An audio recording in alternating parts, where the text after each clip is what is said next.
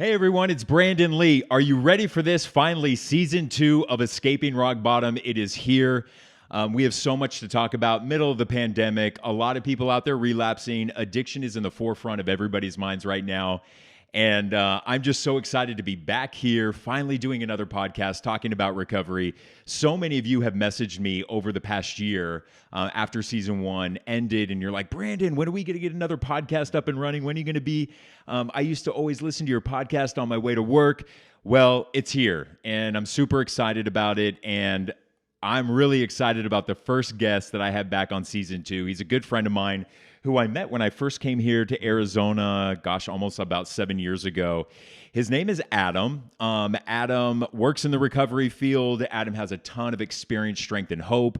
He's got a crazy story that I can't wait to get into because I know that his story is super relatable right now. And I know it's a message that needs to be spoken about because everyone knows my life's mission is to help end the stigma. And we only do that by speaking our truth. We only do that by speaking our experience without shame, because we don't have shame on this podcast. That is the one reason that I wanted to start this. I'm super open about my life, and I want my guests to be open about theirs because there are people right now who are suffering in silence. Mm-hmm. Let's say they messed up, they relapsed, and they just feel a sense of shame to come back. And I don't ever want anybody to be suffering in silence. So Adam's here. What's up, my man? Good morning. Hey, good morning. How are you? Good. How's life been? It's been interesting with everything that's been going on in the world. It's an election year. There's COVID. I feel like having to learn. There's this new process of learning what it's like to be in recovery with only Zoom meetings for the most part. So, but all in all, it's good. The first couple of months of COVID took me a minute to really find my footing. And then once I found it, it's been great. You have, in total sobriety, how much time do you have? 15 years. Perfect. 15 years of sobriety. And you work in the recovery field. How long have you been working in the recovery field? I've been working in recovery for 13 years. 13 years. Okay. So take me back to the very beginning. Where did you grow up? I grew up in Flagstaff, a couple hours north of Phoenix. It's rare to meet an Arizona native. Yeah. High country boy. Yeah. I like it. Okay, so you grew up in Flagstaff. Take me through your childhood. Yeah, what was it like? At first everything seemed normal, and I was just cruising along, like trying to chase chicken nuggets and get in on recess, and regretting not taking advantage of nap time during kindergarten. And then around the age of 10 or 11, I really started to be able to identify that I felt different. Like there was this uncomfortable in my own skin feeling, like lonely in a crowd, an outsider looking in. I felt like I had missed that day in kindergarten where they taught everybody else how to participate within the human race. And so in doing that, I just felt awkward. And that was around the same time that we started discovering substances like alcohol and marijuana and other substances. And while other people, I felt like, used that as an experimentation, I just leaned in. The second, and everybody talks about pot being the gateway drug. I remember for me, it was Wait, how old were you? I was 10. I was 10 when I smoked a cigarette, and I felt sick. And I remember I was thinking, oh my God. Did you know I smoked a Marlboro Red the first time I had a cigarette, and I was in junior high school and almost puked in the baseball field. Yeah, terrible idea. You feel green. And such the addict to go straight to the Reds. Yeah, or Newports. Like Reds and Newports. Good call. And I felt that. I felt that sick. And I remember I was like, oh my God, I wonder what they were talking about in DARE class. And I just chased everything. I mean, it started with marijuana, and then it switched to alcohol, and then cough and cold syrups and from the pharmacy. And I mean, by the time I was 14, I was a full-blown cocaine addict. I mean, I dropped out of high school because I just couldn't manage to balance my cocaine use with my freshman year of high school, oddly enough. And so Flagstaff treated me well right out of the get-go, which you don't think of Flagstaff. No, I was like, there's cocaine in Flagstaff. Yeah, oddly, I had to drive to Sedona to get it. Those kind of crystals. Yeah, exactly.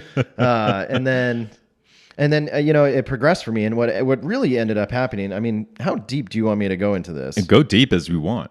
Like, you want me to get in the nitty-gritty? Yeah, get in the nitty-gritty, because I've gone into the nitty-gritty. So at 16, my cocaine dealer got arrested, and I didn't really know what to do, and so I took a bunch of benzodiazepines and drank a bunch of alcohol. And I was driving home, and I think I was trying to dodge an imaginary elk. I'm not really quite sure what happened, but next thing I heard this crash, and my head hit the windshield, and I remember I get out of the car, and I'm just stumbling around. I'm like, and this guy comes up to me. He's like, "Son, are you okay?" I was like, "Sir, just help me get my car out of your living room, and I'll be on my way." and that, I got put on juvenile probation, and back then we didn't know about the opioid epidemic. Back then they just gave Vicodin for whatever, and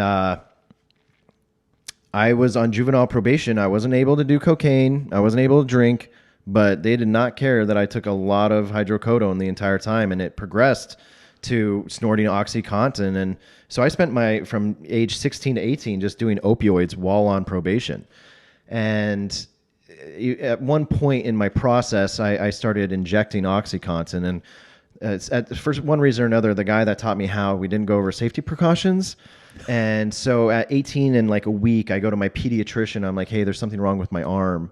I don't know if you've ever seen that movie Requiem for a Dream. Yeah. But my arm was like double the size it is now. And, you can see these scars.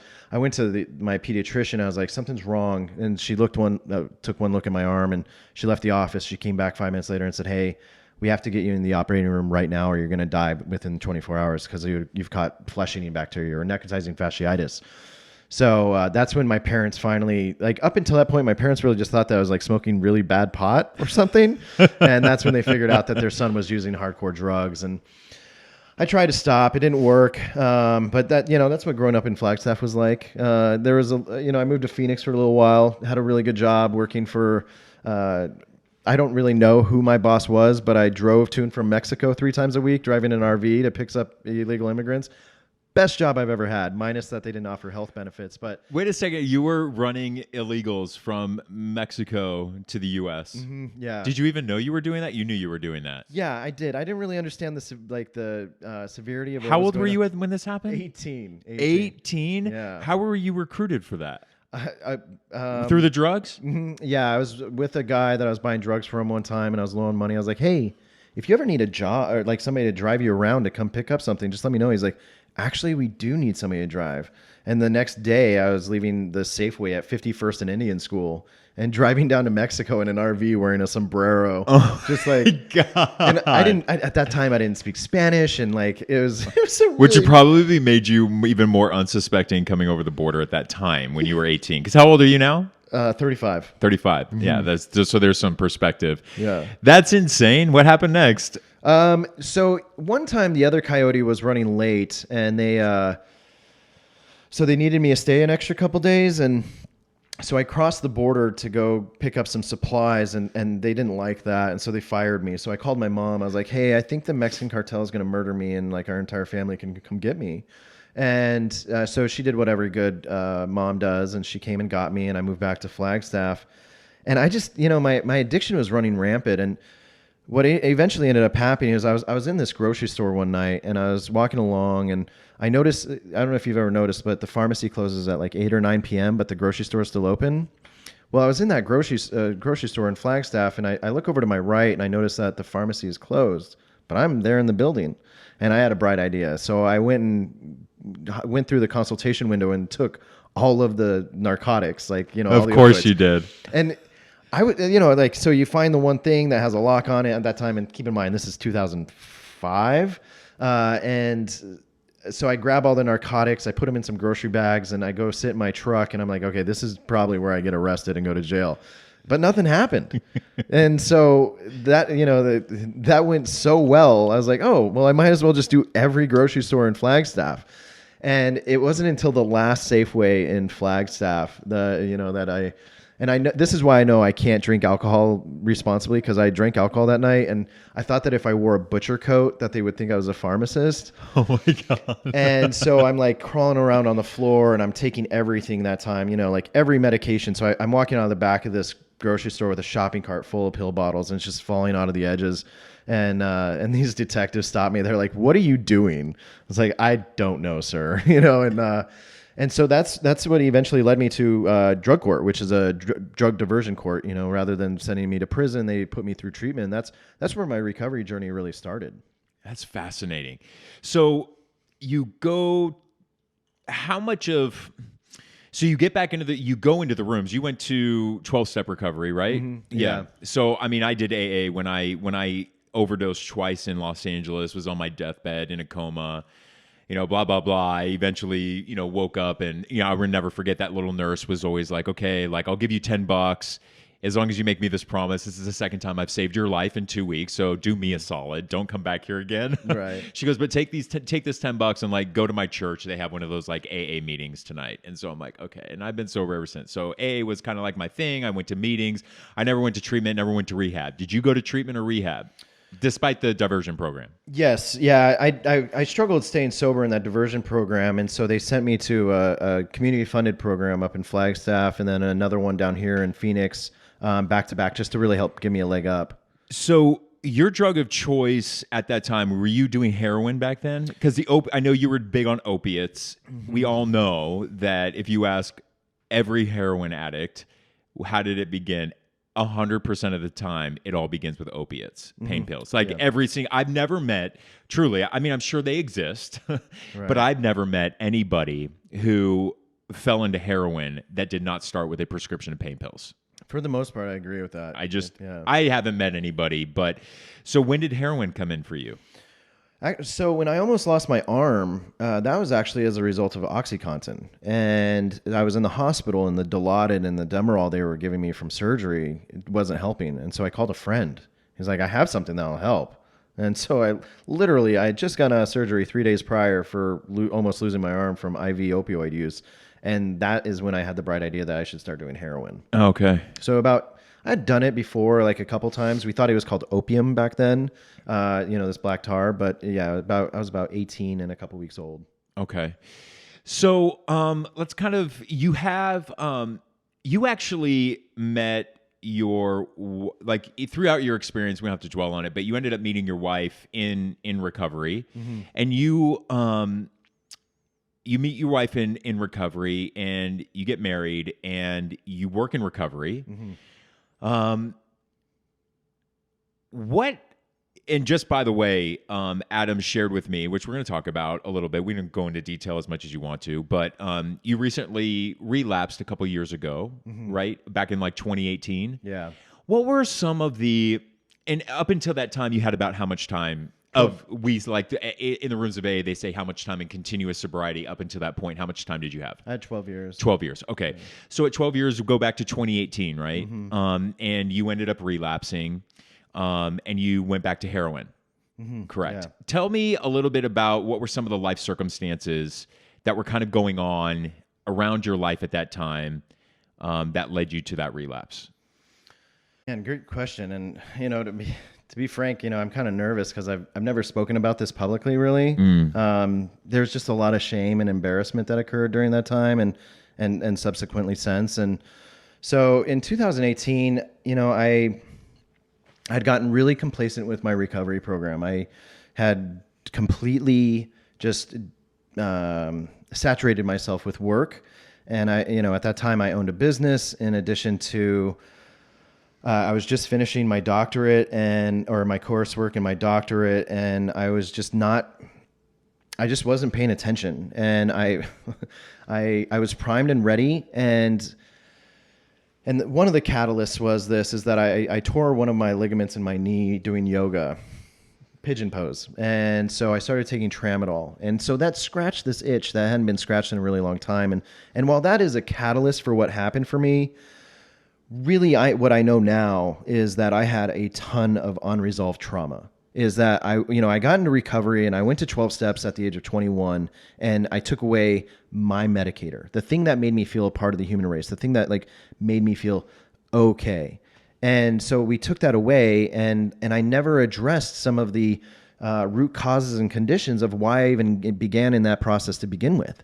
And so when that's what ended up happening. And so I started self-medicating again. I found an old strategy that worked for me before and I started engaging in it. But now this time I had the additional stress and embarrassment and shame of losing that time. And then also all the behaviors that come with that. I mean, I lied and manipulated and gaslighted, particularly my wife and family. And, that's just irreparable damage that I did. And I really struggle with that. So I went and did a ton of trauma work. And that's really where I think that I got to go deeper. And I love that we bring it to the trauma aspect, because you and I, I've always been a big preacher that I'm of the belief, and listen, everybody can have their own opinion and people can back up their opinions with some research. Maybe it's not in research, and we all have our own experiences. So you don't have to believe this if you don't want to. I am listen, we speak our mind and we speak our truth.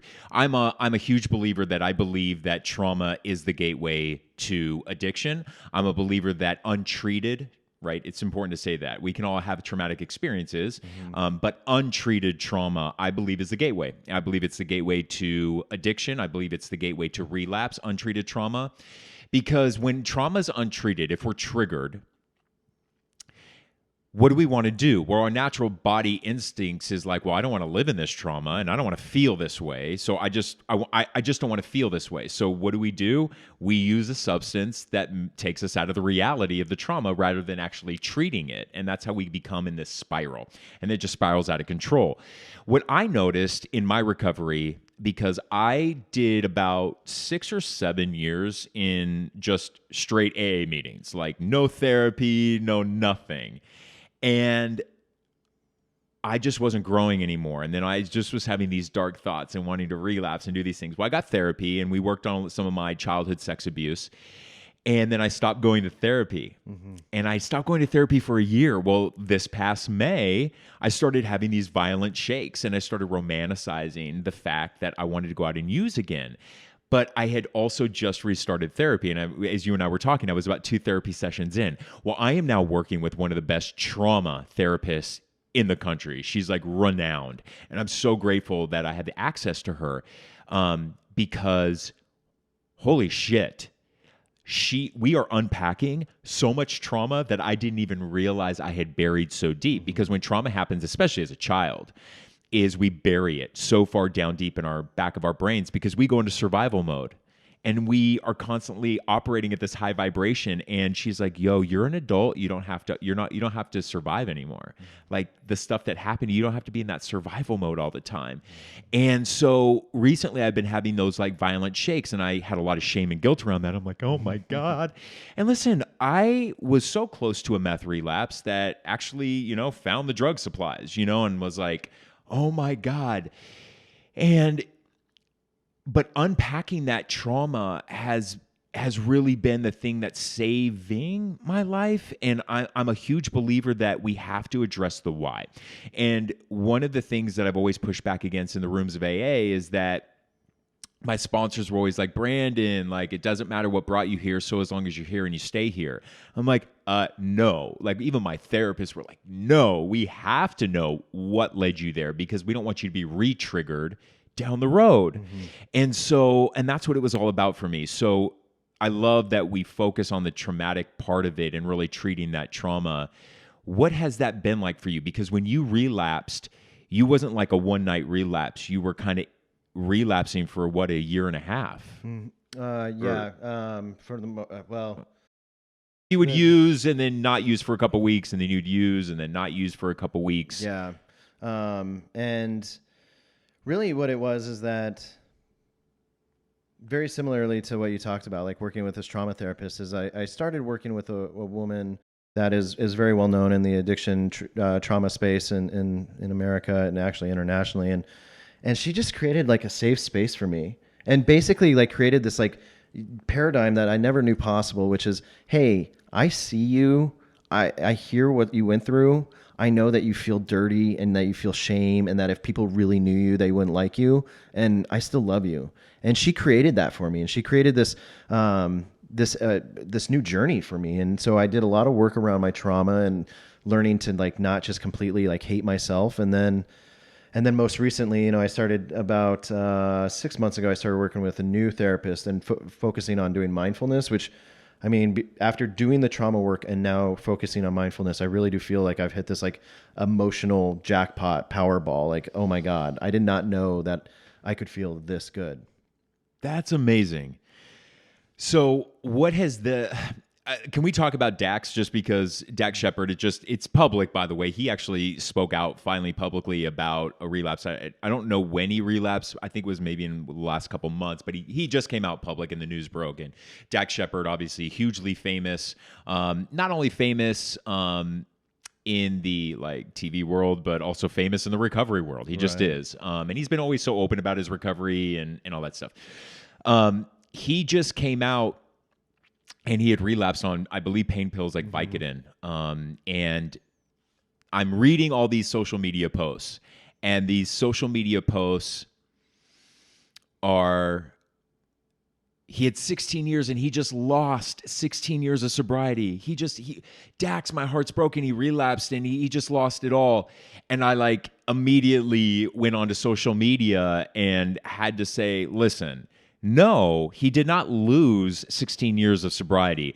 That man has gained 16 years of experience, strength, and hope that he can fall back on, the wisdom of being in the rooms and everything he's learned along the way, and the life he built for himself in sobriety. It is still there and it's still intact. He didn't lose that. And the thing that broke my heart the most was that he said he didn't come out immediately and say that he had relapsed because of shame, because he is so public and he is a public figure. And that hit at me because obviously I'm a news anchor. I'm a public figure in Arizona, and I'm very open about my recovery. I get it. I get it. I carried shame violently shaking in my bed. So and that broke my heart because he didn't feel safe enough, because he felt that he would be judged so harshly, not only by the people in recovery, but just by people in general. And he thought he let people down. And like, my message to that is, dude, you're actually so fucking brave. Like, so brave. You just put a face to, hey, I stumbled and fell, and that's okay, because that makes the person sitting at home who just stumbled and fell to be able to look at Dax and go like, okay, that, like, it happened to Dax, like, it's okay, and that's okay. And you know what I will say is that I liken this to a marathon, which I told you about. This is my analogy with everything. So I ran the New York City Marathon back in 2017, and I trained my ass off for it in the freaking summer heat in Arizona. It was brutal. It was awful. I'll never do it again. But it was like I wanted to go do it. So here I am in like New York City in 2017, and I'm like, okay, Brandon, this is going to be your mile pace. Like, this is going to be your mile pace. You're going to finish this race in 3 hours and 30 minutes. So I'm doing great. I'm feeling great. And I hit mile marker number 17, and like, my body just started to give out. Like, and naturally, like, your body's not supposed to run 26 miles anyway. Like, your body's going to give out. So you're supposed to fight through the pain. And so mile marker number 17, my body's cramping up, and these thoughts are going in my head. You are not going to give up. Don't you dare. You have trained so hard. You're going to make that 3 hour and 30 minute pace. Because, Brandon, if you don't, people are going to look at you like you suck. Like, you're not a good runner. You can't even do a marathon in 3 hours and 30 minutes. This is going to my head while I'm racing, right? And my body's breaking down, being like, yo, man, pull over and stop for a second. Like, give me a break. No, screw you. We're going to finish this race. So mind you, like, I literally like fell to the side of the ground on mile 17. And this woman, this race official, comes up to check on you, because people fall during a marathon and they fall out of the race. So she comes up to me and she's like, Brandon, she didn't know my name, but she's talking to me and she's like, are you okay? I'm like, my body's cramping and my legs are giving out, She goes, hold on. And she goes and gets me all these electrolytes and this drink. She's like, drink this and just sit with me for 10 minutes. So I'm drinking it, and I turn to her and I'm like, I'm not going to make my pace. And she looked at me and she goes, what, you trying to win the New York City Marathon? And I was like, oh, I trained so hard to hit 3 hours and 30 minutes. She goes, listen, the winner's already crossed the finish line about an hour ago. She goes, you can walk. You're at mile 17. Just walk the rest of the way.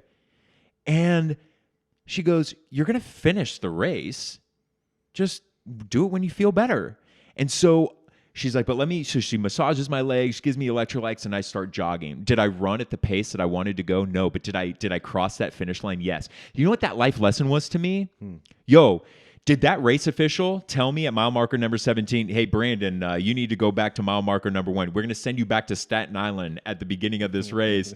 No. She said, dust yourself off, pick yourself up. Here's your electrolytes. Here's the fuel you need.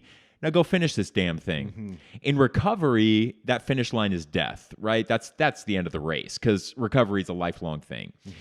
But do we make people start all over after they slip and fall? No. We pick them up, we dust them off, we give them the tools they need to continue their journey.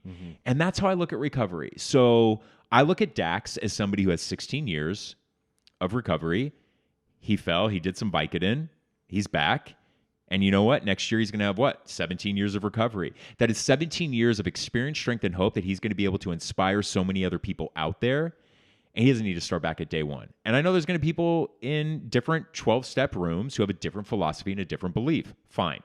But the shame that he felt is likely because of that, because it was so ingrained into him that he's going to have to start back at ground zero. And that's just overwhelming because we go back as addicts. I know where I was at ground zero on day one. The thought of me going back to there, no. I've learned so much in the 10 and a half years I've been in recovery. I'm not mentally where I was when I got out of that hospital and went to that first AA meeting. So don't tell me I need to go back there.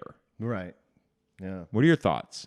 You know, it's funny because when you ask me how long have you been in recovery or how long do you have or something like that, and I said 15 years, even just now, it's like that feels like it's hard for me to say it like that because of perception and the way that we look at time from a linear standpoint of A to B, everything's from A to B.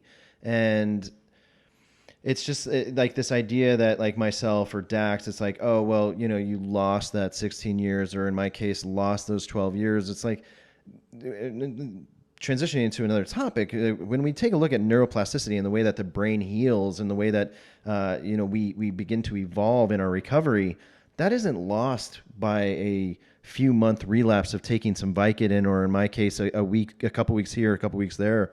That doesn't happen. It's not like we lose all of that information and all that, those new neural pathways. And if anything, we can really see how, because of the neuroplasticity, that the relapse is shorter. And so I bring this back to this idea of like pathological illnesses.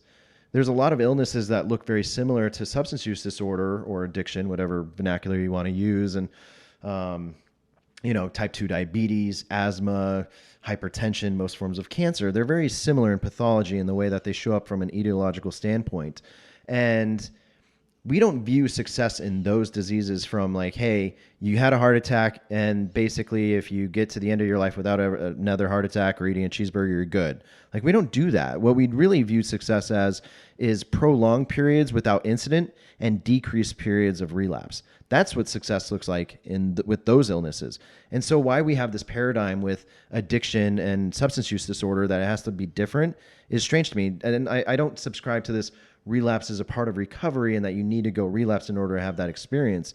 I'm not saying that. All I'm saying is that we need to get rid of this judgmental, shameful lens that we view people through when they have a relapse. 100%. I love everything about what you just said.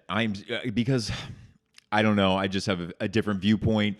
When I was in the rooms, I went to the first 8 years of my recovery. I went to about 5 meetings a week. That's a lot of meetings.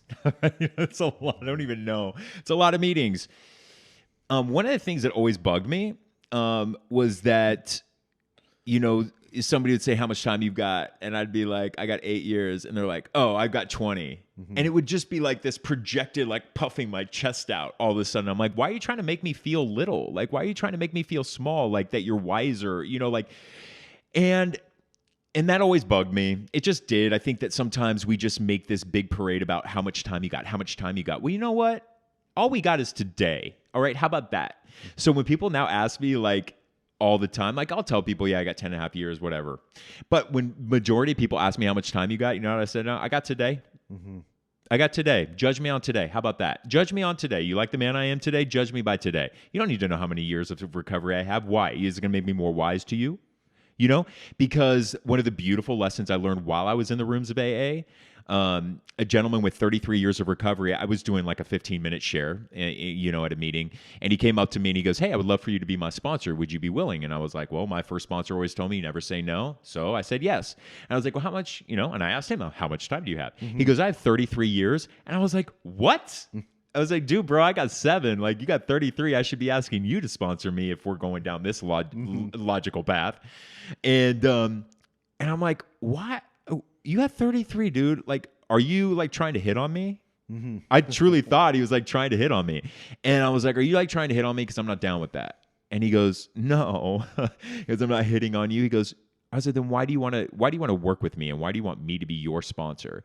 And he goes, because I want what you have. And that was so profound for me. I'm like, you want what I have, and I have 7 years of recovery. You have 33. Make that make sense to me. And he told me, he goes, I may not have picked up a drink or a drug in 33 years, but my life is a mess.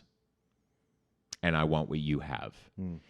And he said, Brandon, it's not the quantity of time, it is the quality of time that you use in recovery. And that was a life lesson that I needed to learn, that we need to stop parading around and putting years of recovery in other people's faces, making them feel less than. Yeah. Because there's going to be people who are listening saying, I don't do that. We need to tell people that I have 20 years recovery to show the newcomer that you can string 20 years together. I get that. I get that.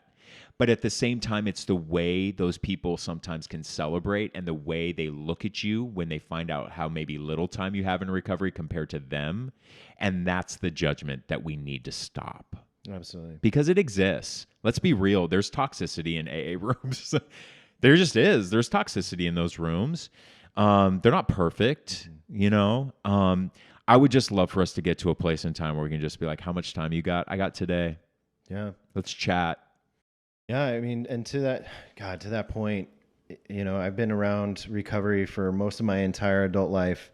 And I used to idolize this idea of like the perception of, I used to compare my insides to everybody else's outsides, which gives me a huge disadvantage to really having any self-esteem whatsoever. And really what I've come to learn, especially over the last like 7 to 8 years, is there are people that are still willing to grow in whatever dynamic that they need to, in whatever area that they need to focus, and what it takes to be a person standing in their own integrity. And I respect that. When you talk about wanting what somebody has, I want what that person has. I don't care if they have 6 months or 16 years or 30 years. When they're like, yes, maybe I haven't picked up a drug or a drink in a while, but I've still got work to do. I want that, because that's some awareness. You know, it's not this like, okay, I just put a plug in the jug and everything's fine and dandy now. It's like, that's not my truth. Because here's the thing, like when I was at the prime of my consistent sobriety for those 12 years, I was a mess, man. Like, and I hadn't addressed my trauma. I was in Boulder, Colorado, and one of my trauma triggers is loud noises. And so if somebody honks their horn or a Harley Davidson rides by, it like really triggers me and like sends my whole nervous system to high alert. And I was at a roundabout and somebody honked their horn and I went red, and like I ended up in anger management. Point being is, just because there's a plug in the jug doesn't mean I don't got work to do. It's so true. And can I just say, some of the best conversations, some of the most real and raw, like conversation. I feel sometimes the older people get in recovery, the less they go into like that rawness, right? It's always much more like, I'm like, stop with the platitudes. Like, I get it. I see the quotes all over the rooms. Like, you don't need to re-quote them to me. Like, I read them. I feel like sometimes the older, like in, you know, like 20, 30 years, they're always like one day at a time, or like, meeting makers make it. I'm like, no. I want raw, real conversation. Some of the best conversations I've had are with people with like 0 to 2 years of recovery. Like, they're just so like, yeah, this is how crappy it was, and this is what I was doing, and this is what happened to me.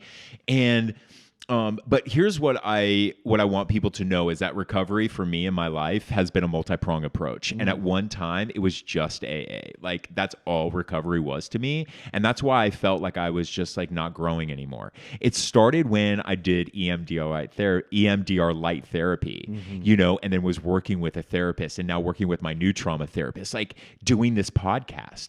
Like that's a multi-pronged approach. Cause here I am on a Saturday, like shooting this shit with my buddy Adam, talking about recovery. Well, guess what? This is like a meeting. You know, this is no different than me going to a meeting. It's in a different way, right? But we're talking about sobriety. We're talking about realness. We're talking about shaking, violent shaking. We're talking about relapse in such an open way. And this keeps me sober. And I tell people, I'm like, I need to do the podcast, like for the other reason than to keep me busy and to keep me just top of mind talking about recovery. Because if I'm talking about it all the time, then that means it's front of mind. It's not back of mind. Right. And I'll just do whatever I can to like just be happy. And I know listen, am I happier when I'm not coming crashing from like shooting meth? I'm a hell of a lot happier when I'm not. And like, yeah, sir, like the 8 to 16 hours, like when you're super high, yeah, it's fun. Like, I'm not going to lie. Like it's fun, but like while I'm in it, yeah, but the crash sucks. And then I look back and I'm like, that was really crappy. And I'm like, so I look at what I have. I have like a home that I freaking love being in. Like I love this place. I've never loved a home, like, and it's a condo. And I'm like, my job is the best it's ever been. My relationships at work are the best they've ever been. My friendships are the best they've ever been. I'm not using, you know, like, so it's as simple as that. I'm like, the life I have today is freaking amazing. And I don't want to throw it away. I don't want to lose it. But like, guess what? If I trip and fall, like, I hope that like, I can just shoot the shit and be like, yo, Adam, like, okay, this is just what happened. But like, we cool. Like, I look at you, brother. And like, it's so important for you to know, like, do you know how much respect I lost for you? None. As a matter of fact, it's increased my respect for you. Like, yeah, I don't care you relapse. Like I look at you as like I will always come to you for wisdom when I need it, because I know that you have, 16, 17 years or 15? I know you don't want to say you got 15. I'm going to tell you got 15. I'm going to look at Adam and be like, you got 15 years of recovery. Like, hey, dude, how would you handle this situation? Like, I'm still going to come to you for advice when I need it, you know, about like, hey, would you handle this? Would you do this? I mean, I reached out to you last week asking for advice, you know, about, you know, something in the professional world. Like, I'm like, you know what? Adam would be the perfect person for me to reach out to right now to ask him, hey, how would you navigate this situation that I'm in? And it's not a bad situation. It's a great situation. But I was like, how would you? So I still come to you, you know, like, and you have such clarity in what you're doing. And I believe in what you're doing, even professionally, and what you're out there speaking and what you're about as a person. And is your life ugly at times? Yeah. Who cares? I have so much more respect for people who are raw and honest and just show me it and speak it. Don't hold back. Yeah. So don't ever forget that. Thanks, man. You know? Yeah. I mean, I'm like welling up over here. So thank you. Yeah.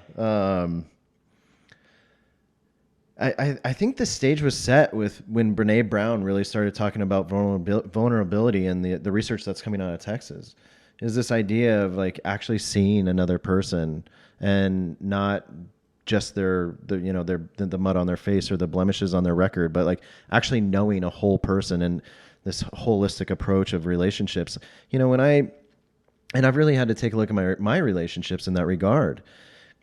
You know, I have this desire, like most people, where it's like, oh, I just want to be liked, and if I show up this way, then maybe you'll like me. And there have been a lot of people that have shown up for me throughout my life, you know, whether I'm struggling or not, but just shown up. And I think the key point is sometimes they just hold space. It's not about giving feedback or suggestions or guidance or like, oh, just go to more meetings or read this book or whatever. Sometimes it's just like, just be there. And there are other people sometimes that have, like, there's been distance that has been created. And I've really noticed that, you know, when I go to a restaurant and they hand me a menu, I order what I like. I order what makes me feel good. Why? Because like I know what I want.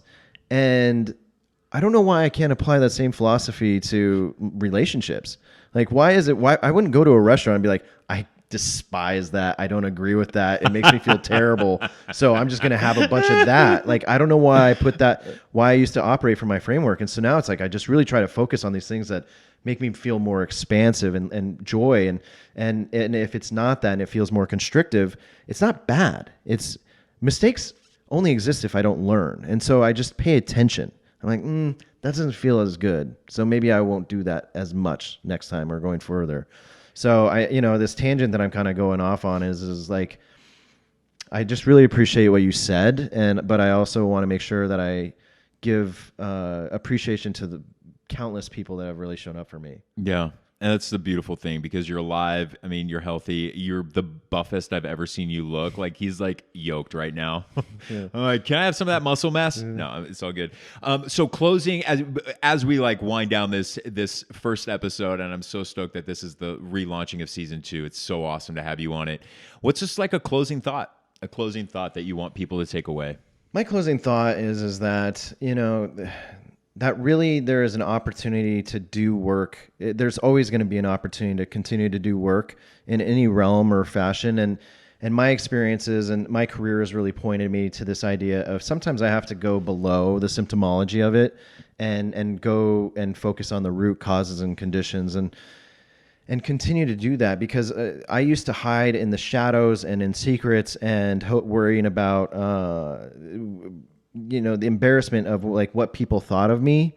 And really what I found out is that when people just get to know what's actually going on, if there's somebody that I want in my life, chances are it's just going to draw them in closer.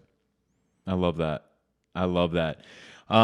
Listen, I want to thank you, if you're watching or if you're listening on your way to work, if you're running on the treadmill right now and you just need a message of hope. That's what this podcast is all about.